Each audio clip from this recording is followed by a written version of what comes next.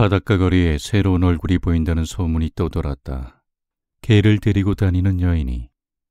드미트리 드미트리치 그로프도 얄태에서 지낸 지 어느새 2주일째라. 이제 이곳은 친숙해져 새로운 얼굴들에 관심을 가지게 되었다. 카페 베르나에 앉았다가 그는 창밖으로 바닷가 거리를 산책하는 젊은 여인을 보았다. 그리 키가 크지 않은 금발의 여자는 베레모를 쓰고 있었다. 여자 뒤로는 하얀 스피츠가 따라가고 있었다. 그 이후로도 그는 이 여자를 시내 공원에서 혹은 내거리 광장에서 하루에도 몇 번씩 보게 되었다. 여자는 혼자 늘 같은 베레모를 쓴 채 하얀 스피츠를 데리고 다녔다. 누구도 그녀에 대해 몰랐으며 그래서 그 여자를 단순히 이렇게 불렀다. 개를 데리고 다니는 여인. 저 여자가 남편 혹은 친구와 이곳에 머물지 않는다면 사귀는 것도 괜찮을 텐데 하고 그로프는 생각했다. 그는 아직 40이 되지 않았지만 어느새 12살 난 딸 하나와 중학교에 다니는 아들 둘이 있었다. 그는 일찍, 그것도 대학교 2학년 때 결혼했는데 지금 그의 아내는 그보다 1.5배는 늙어 보였다. 짙은 눈썹을 가진 그의 아내는 키가 크고 뚱뚱했으며 직설적이고 거만하며 스스로를 생각이 깊은 여자라 여기고 있었다. 아내는 또한 책을 많이 읽었는데 유행을 쫓기 위해 멋부린 철저법을 쓰느라 남편을 드미트리가 아니라 지미트리라고 불렀다. 하지만 그는 그런 아내를 천박한 것도 모자라 속이 좁고 촌스런 여자라 여겨 집에 있기를 싫어했다. 이미 오래전부터 그는 여러 여자들과 바람을 피우기 시작했다. 그 이유 때문인지 그는 항상 여자에 대한 편견이 심했고 그가 있는 자리에서 여자에 대한 화제가 나오면 그들을 이렇게 불렀다. 싸구려 종자들. 안 좋은 경험을 충분히 했기에 여자들을 마음 내키는 대로 불렀지만 또 한편으로는 그 싸구려 종자들이 없다면 그는 단 이틀도 살아갈 맛을 느끼지 못했을 것이다. 남자들만 있으면 무료했으며 기분도 좋지 않아 말도 섞지 않았지만 여자들과 있으면 어느새 자유로움을 느꼈고 무슨 말로 어떻게 처신을 해야 하는지도 잘 알고 있었다. 어떤 때는 말을 하지 않아도 여자들과 함께 있으면 편안했다. 그의 외모와 성격 그리고 기질 전체는 매력적이면서도 좀채 알 수 없는 무엇인가가 있어 여자들은 쉽게 그에게 매혹되었다. 수 없는 경험, 때론 민망하고 힘든 일을 많이 겪었기에 그는 벌써 모든 정사는 처음에는 생활에 즐거움을 가져다주는 유쾌한 모험이지만 점잖은 사람, 특히 속을 잘 보이지 않는 이러지도 저러지도 못하는 우유부단한 모스크비치들에게는 결국 아주 골치 아픈 문제라는 사실도 잘 알고 있었다. 하지만 아름다운 여인이 눈앞에 나타나면 그때의 그 경험과 기억은 눈 녹듯 슬그머니 사라져 다시금 모든 일이 즐겁고 행복하게만 여겨졌다. 어느 날 해가 질 무렵 그가 노천 카페에서 식사를 하고 있는데 베레모를 쓴 그 여인이 옆 테이블에 앉으려고 천천히 앞으로 다가왔다. 표정이며 걸음걸이, 의상, 머리 스타일을 보면 분명 그 여자는 점잖은 신분이며 남편이 있고 얄타에는 처음으로 혼자 왔고 이곳에서 심심하게 지내고 있다는 것을 그는 알 수 있었다. 이 고장의 좋지 못한 풍속 가운데 많은 부분은 사실이 아니며 할 수만 있다면 직접 저지르고 싶은 사람들이 그런 이야기 대부분을 마구 지어낸다는 것을 그 또한 알고 있었다. 그러나 여인이 세 발자국 정도 떨어진 옆 테이블에 앉자 숲속에서 은밀한 만남이나 여자를 쉽게 정복했던 승리감 같은 단상들이 떠올라 지금의 상황 역시 그와 같을 것이라는 생각이, 또 이름도 성도 모르는 여인과의 은밀한 로맨스에 대한 유혹이 그를 사로잡았다. 그는 자연스럽게 스피츠에게 손짓했다. 개가 다가오자 손가락으로 쓰다듬었다.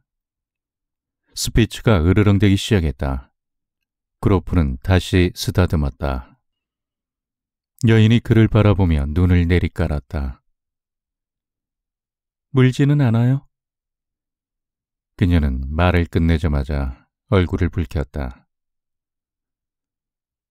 뼈를 줘도 될까요? 그녀가 고개를 끄덕이자 그는 친근하게 물었다. 얄타에 오신 진 오래되었나요? 5일째랍니다. 전 벌써 2주째 머물고 있습니다. 잠시 둘 다 말을 하지 않았다. 시간이 참 빨라요. 그런데 이곳은 정말 무료예요. 그녀는 그를 보지 않은 채 말했다. 모두가 그렇게 말을 하죠. 벨료프나 지즈드라 같은 곳에서는 한 번도 지루하다고 느껴본 적 없던 사람들도 이곳에만 오면 지루해 죽겠군. 온통 먼지 투성이야 라고 말한다죠. 그라나다에서 오기라도 한 듯 말이죠. 그녀가 웃음을 터뜨렸다. 그러고는 다시 말없이 처음 본 사람들처럼 식사를 했다. 하지만 식사를 마친 뒤에는 나란히 걸어 나왔다. 그리고 어디서든 또 무엇을 말하든 개의치 않는 여유로운 사람들이 나누는 농담 섞인 가벼운 이야기를 나누기 시작했다. 그들은 여유롭게 산책하며 묘한 빛을 띤 바다에 대해 이야기를 나눴다. 보기에도 무척이나 부드럽고 따스해 보이는 보랏빛 바다 위로 금색 달빛이 선을 그리고 있었다. 그 둘은 대낮의 뜨거움이 여전히 지속된다고 말했다. 그로프는 자신이 모스크비치이며 인문학을 공부했지만 은행에서 일하고 있고 한때 오페라 가수가 되기 위해 연습했으나 그만두고 지금은 모스크바에 집 2채를 소유하고 있다는 이야기를 했다. 그리고 그녀가 페테르부르크에서 성장했으며 지금은 결혼을 해서 2년째 SC에서 살고 있고 얄타에는 한 달 정도 머무를 예정이며 어쩌면 휴식이 필요한 남편도 이곳에 올지 모른다는 사실도 알게 되었다. 또한 그녀 스스로가 우스워할 정도로 자신의 남편이 근무하는 곳이 지방관청인지 지방의회인지 제대로 설명을 하지 못했다. 그로프는 그녀의 이름이 안나 세르게 예브나라는 것도 알게 되었다. 시간이 흘러 자신의 호텔방에 들어온 그는 분명 내일도 그녀와 만날 것이라고 생각했다. 분명 그래야만 했다. 침대에 누운 그는 그녀가 얼마 전까지만 해도 자신의 딸처럼 여학생의 신분으로 학교에 다녔을 일을 생각해 보았다. 그녀가 웃을 때, 그리고 낯선 사람들과 이야기할 때 무척이나 수줍어하며 어색해하던 것을 기억해냈다. 사람들이 어떤 은밀한 목적을 가지고 그녀의 뒤를 따라다니며 이야기하고 그녀를 낯설게 쳐다보는 일을 모두가 그녀에게는 태어나 처음 겪는 일이 분명했다.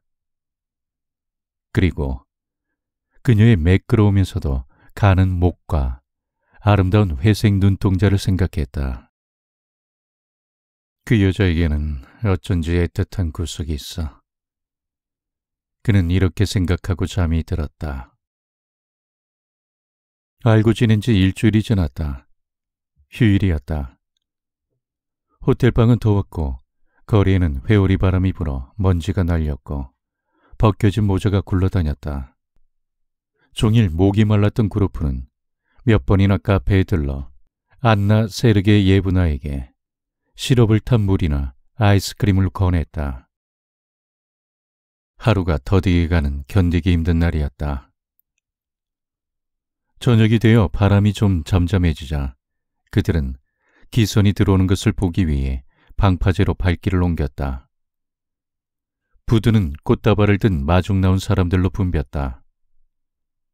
세련된 얄타 사람들의 두 가지 특징은 중년의 부인들이 젊게 차려입는다는 것과 장군들이 많다는 것이었다.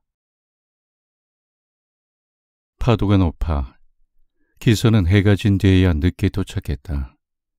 그것도 모자라 부두에 대기 위해 방향을 돌리는데도 한참이나 걸렸다. 안나는 마치 아는 누군가를 찾는 것처럼 손잡이가 달린 안경으로 기선과 승객을 관찰하다가 눈을 반짝 들어서는 그로프에게 말을 걸었다. 그녀는 말이 많은 것도 모자라 엉뚱한 질문을 쏟아내기도 했는데 이내 자신이 한 말들을 잊어버렸다. 그러고는 혼잡한 사람들 속에서 손잡이가 달린 안경을 잃어버리고 말았다. 수많은 군중이 사라지고 서로의 얼굴이 구분되지 않을 정도로 컴컴해지고 바람도 완전히 잦아들었으나 그로프와 안나는 아직도 기선에서 내리지 않는 누군가를 기다리는 듯 서 있었다. 안나는 곧 그로프에게로 시선을 돌리고 말없이 꽃향기를 맡고 있었다. 저녁이 되니 날씨가 좋아졌어요. 그가 말했다. 이제 우리 어디로 갈까요? 마차를 타는 건 어때요? 그녀는 말이 없었다. 그는 그녀를 뚫어지게 바라보는가 싶더니 벼랑간 그녀를 껴안고 입에 키스를 했다. 물기를 머금은 꽃향기가 그를 애워쌌다. 하지만 그는 누군가 보고 있지 않을까 싶어 흠칫 주위를 살펴보았다. 당신이 머무는 방으로 갑시다. 그는 조용히 말했다. 그리고 두 사람은 서둘러 걸었다. 그녀의 호텔방은 더웠고 그녀가 일본 상점에서 구입한 향수 냄새가 진동했다. 그로프는 새삼스럽게 그녀를 바라보며 이런 만남도 할 수 있구나 하고 생각했다. 그의 기억 속에는 사랑으로 인해 즐거워하고 비록 그 시간이 짧았지만 행복했다고 그에게 고마워하는 착한 여인들이 있는가 하면 사랑에 대해 부정적이며 진실하지 않은 여인들도 있었다. 그녀들은 모두 수다스럽고 가식적이며 히스테릭하고 가끔은 이런 행위는 사랑이 아닌 다른 고상한 무엇이라는 등의 표정을 짓는 굳이 비교하자면 그의 아내와 같은 여자들이었다. 그런가 하면 삶이 채워줄 수 있는 것보다 더 많은 것을 얻기 위해 탐욕스러운 표정과 지치지 않는 욕구를 가끔씩 드러내는 두세 명의 매우 아름답지만 차가운 여자들도 있었는데 이제 그들 대부분은 나이가 들어 변덕스럽고 분별력이 없는 억지나 부리는 천박한 여자들로 변해 있었다. 그 여자들에게 관심이 사라지자 그들의 아름다움은 이제 구역질로 느껴졌고 심지어는 그들의 속옷 레이스조차 끔찍한 비늘로 보일 정도였다. 하지만 지금은 달랐다. 누군가 급작스럽게 문을 두드릴 때 느끼는 당혹감과 같은 풋풋한 감정. 미숙한 아이들에게나 볼 수 있는 수줍음과 어색함만이 있을 뿐이었다. 안나 세르게 예보나 이 개를 데리고 다니는 여인은 지금 이 일을 꽤나 심각하게 고민하고 있을 뿐만 아니라 자신이 타락한 여자가 되어버린 듯한 행동을 보여서 그에게는 그런 그녀의 행동이 무척이나 신기하고 어색해 보였다. 긴 머리칼이 두 볼에 처량하게 들이운 안나는 고개를 숙이고 우울한 표정으로 앉아 있었다. 그녀의 모습은 오래된 그림에서나 볼 수 있는 죄 많은 여인 마리아 막달레나를 연상시켰다. 이게 아닌데, 그녀가 말했다. 당신은 더는 저를 존중하지 않겠죠? 호텔방 테이블에는 수박이 놓여 있었다. 그로프는 한 조각을 잘라 시간을 들여 천천히 먹었다. 침묵 속에서 반 시간이 넘게 흘렀다. 안나는 처량해 보였고 좋지 않은 세상일은 전혀 모르고 살아온 여인네의 착실하고 순진한 모습이 느껴졌다. 테이블 위에서 외롭게 타고 있는 촛불이 희미하게 그녀의 얼굴을 비췄다. 그녀의 마음이 어두워 보였다. 내가 당신을 존중하지 않다니 무슨 말이죠? 그로프가 물었다. 무슨 말을 하고 있는지 모르겠어요. 하나님, 저를 용서하세요. 금슬에도 울듯한 얼굴로 그녀가 말했다. 무서워요. 변명할 필요는 없답니다. 제가 무슨 이유로 변명하겠어요. 저는 천해요. 그리고 나쁜 여자예요. 저 자신을 이렇게 경멸하는데 무엇 때문에 변명하겠어요. 전 남편을 배신한 것이 아니라 저 자신을 배신했어요. 지금뿐만이 아니라 이미 오래전부터 그래왔어요. 제 남편. 그래요. 착하고 근면한 사람이죠. 하지만 노예랍니다. 그 남자가 무슨 일을 어떻게 하는지 전 몰라요. 하지만 그 사람이 노예 같은 사람이란 것은 알고 있어요. 그 사람과 결혼할 때 전 20살이었어요. 그래요. 전 호기심이 많았고 더 나은 무엇인가를 바라고 있었어요. 그래, 다른 삶이 있을 거야 하고 스스로에게 이야기했거든요. 멋지게 제대로 살아보고 싶었어요. 제대로요. 호기심이 저를 파괴시킨 셈이죠. 당신은 이해하기 힘들 거예요. 하지만 맹세코 저는 견디기 힘들어. 혹은 무슨 일이라도 벌일 것만 같아. 어떻게 다른 방법을 찾지 못하고 남편에게 아프다 말하고 이곳에 왔어요. 그리고는 이곳에서 미친 듯이 걸어 다녔어요. 보세요. 저는 저속한 것도 모자라 타락한 여자가 되어버렸어요. 누구나 경멸해도 되는 그런 여자가 되었어요. 그로프는 이 모든 말이 지겨워졌다. 갑자기 어울리지도 않게 엉뚱한 참이라니. 그리고 그녀의 순진한 말투가 그를 더욱 짜증나게 만들었다. 눈물만 보이지 않았다면 그녀가 바보 같은 소리를 하거나 연기를 하고 있다고 생각했을 것이다. 당신이 무엇을 원하는지 알 수가 없군. 그가 작은 목소리로 말했다. 그녀는 그의 가슴에 얼굴을 묻고 흐느꼈다.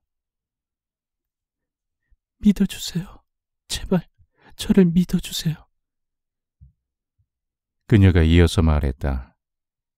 전 정직하면서도 깨끗한 생활을 좋아해요. 타락은 싫답니다. 제가 지금 뭘 하고 있는지 저조차 잘 모르겠어요. 그래요. 귀신에 홀렸다는 말이 있잖아요. 지금 제가 그래요. 귀신에게 홀렸어요. 그만하면 됐어요. 그가 중얼거렸다. 그는 겁에 질려 움직이지 않는 그녀의 눈동자를 바라보며 그녀에게 입맞춤을 했다. 그리고 부드러운 말투로 달랬다. 그녀는 시간이 흐르자 평정을 찾고 다시 명랑해졌다. 두 사람은 함께 유쾌하게 웃기도 했다. 잠시 뒤 그들은 밖으로 나왔다. 바닷가 거리는 아무도 보이지 않았고 사이프러스가 우거진 번화가도 죽은 듯 고요했으며 바닷가에서는 여전히 파도 치는 소리만이 들려왔다. 고깃배 한 척이 물결에 흔들리고 그 위에서 작은 등불이 잠에 취한 듯 깜빡였다. 그들은 마차를 타고 오레안다로 향했다. 조금 전 아래층 로비에서 당신 성을 알았어. 흑판에 폰디데리츠라 써있더군. 남편이 독일 사람이야? 그로프가 물었다. 아니요. 그 사람 할아버지가 독일인이었다고 들었어요. 그 사람은 정교도예요. 오레안더에 도착한 두 사람은 교회당에서 멀리 떨어지지 않은 벤치에 앉아 바다를 내려다보며 침묵했다. 새벽 안개 속에서 흐릿하게 얄타가 보이고 산 정상에는 흰 구름 하나가 걸려 있었다. 나뭇잎 하나 흔들리지 않았고 매미들이 울고 있었다. 아래서 들려오는 단조롭고 속이 텅 빈 듯한 파도 소리는 우리 모두가 기다리는 영원한 잠, 평온에 대해 말하고 있었다. 그렇게 아래에서는 파도 소리가 이곳에 아직 얄타도 오레안도 존재하지 않았을 때도 울렸고 지금도 울리고 있고 우리가 사라진 후에도 지금처럼 똑같이 무심하고 공허하게 울릴 것이다.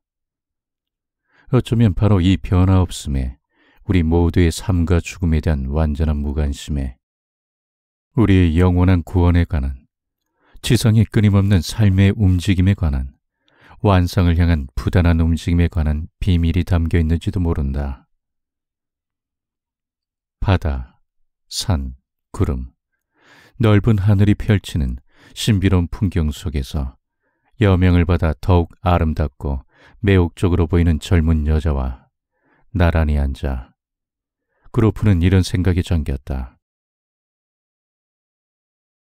실제로 곰곰이 생각해보면 이 세상의 모든 것들은 얼마나 아름다운가. 우리는 존재 자체의 순수한 목적과 자신의 인간적 가치도 잊은 채 생각하고 행하는 것을 제외한 모든 것이. 아마도 야경꾼인 듯한 어떤 사람이 다가와 그들을 잠시 쳐다보고는 지나쳐갔다. 이런 작은 일도 소중하고 신비롭게 느껴졌다. 아침 빛이 밝아 이미 불을 끈 페오도시아에서 온 기선이 보였다. 풀에 아침 이슬이 맺혔어요. 침묵을 깨며 그녀가 말했다. 이제 그만 돌아갑시다. 그들은 얄타로 돌아왔다. 이외에도 그들은 매일 한낮 바닷가 거리에서 만나 함께 간단히 점심 식사를 하거나 저녁 식사를 했으며 산책을 하거나 황홀한 눈빛으로 바다를 바라보기도 했다. 그녀는 숙면을 하지 못했다거나 심장이 뛴다거나 하는 불평을 늘어놓았으며 가끔씩은 걱정스러운 표정으로 그가 자신을 정말로 존중하지 않는 것이 아니냐며 같은 질문을 연달아 했다. 그리고 그는 가로수길이나 공원에 사람들이 보이지 않으면 자주 그리고 갑자기 그녀를 끌어안고 격정적으로 키스했다. 행여 누가 보고 있지는 않을까 하는 걱정 속에서 나누는 한낮의 키스, 무더위, 바다 냄새, 늘 지나치는 세련되면서도 안정적으로 보이는 여유로운 사람들. 그런 가운데 나태하게 지내는 생활이 그를 다른 사람으로 변하게 만들었을지도 모른다. 그는 안나에게 아름답고 매력적이라 말하며 열정에 들떠 그녀에게서 한 발짝도 떨어지지 않았다. 그녀는 자주 생각에 잠겼는데 그가 자신을 존중하지 않고 조금이라도 사랑하지 않으며 천박한 여자로 여기지 않는지 고백하라고 졸라댔다. 그들은 거의 매일 늦은 저녁 시간에 마차를 타고 도시 외곽으로 오레안다로 혹은 폭포가 있는 곳으로 갔다. 이렇게 짧은 여행은 언제나 아름다웠으며 깊은 인상을 가져다 주었다. 그들은 그녀의 남편이 곧 올 것이라고 생각했다. 그런데 남편에게서 편지가 왔다. 눈병을 심하게 앓고 있으니 지체하지 말고 집으로 돌아오라는 내용이었다. 안나는 서두르기 시작했다. 잘 됐네요. 이제 저는 떠나야 해요. 그녀가 구로프에게 말했다. 그럴 수밖에 없는 운명이네요. 그녀는 마차를 타고 역으로 출발했고 그는 그녀를 배웅했다. 역까지는 한나절이 걸렸다. 급행열차에 몸을 실은 뒤 출발을 알리는 두 번째 벨이 울리자 그녀가 말했다. 한 번만 더 당신 얼굴을 볼게요. 한 번만 더. 네, 그렇게요. 그녀는 울지 않으려 애썼다. 하지만 얼굴은 아픈 사람처럼 기운이 없어 보였다. 그녀의 얼굴이 경련을 일으켰다. 당신을 생각할 거예요. 잊지 못할 거예요. 그녀가 말했다. 부디 안녕히 계세요. 잘 지내세요. 그리고 제가 좋은 기억으로 남길 바래요. 우린 이렇게 영원히 헤어지는군요. 하긴 그래야 하겠죠. 다시 만나서는 안 되니까요. 그럼 안녕히. 기차는 빠르게 떠났고 불빛도 곧 사그라졌다. 잠시 뒤 기차 소리도 들리지 않았다. 마치 이 달콤한 일들과 혼란에서 어서 빨리 빠져나오라고 모든 것이 일부러 만들어진 듯했다. 플랫폼에 홀로 남아 어둠 속을 응시하던 그로프는 귀뚜라미가 우는 소리와 전선이 윙윙거리는 소리를 듣자 잠에서 깬 듯 눈을 껌뻑이며 생각했다. 자신의 인생에 또 다른 새로운 사건이 일어났다. 하지만 이젠 끝나고 추억으로 남아버렸다. 그는 마음이 허전하고 쓸쓸했으며 가벼운 후회까지 들었다. 그가 더는 만날 수 없는 이 젊은 여인은 그와 함께 있을 때 진정으로 행복하지 못했다. 그는 그녀에게 다정했고 또 사랑의 신호를 보냈지만 그래도 그의 태도는, 그의 목소리와 손길에는 행운을 잡은 거의 2배나 나이가 많은 사내의 가벼운 조소와 거친 오만의 그림자가 깔려 있었던 것이다. 그녀는 늘 그를 착하고 특별하고 고상하다고 말했으니 분명 그는 그녀에게 본래의 모습으로 보이지 않았던 것이다. 그러니까 무의식 중에 그녀에게 거짓말을 한 셈이었다. 기차역에서는 가을 냄새가 났고 바람도 제법 쌀쌀했다. 나도 모스크바로 돌아갈 때가 되었어. 그로프는 플랫폼을 나오며 생각했다. 돌아갈 때가 된 거야.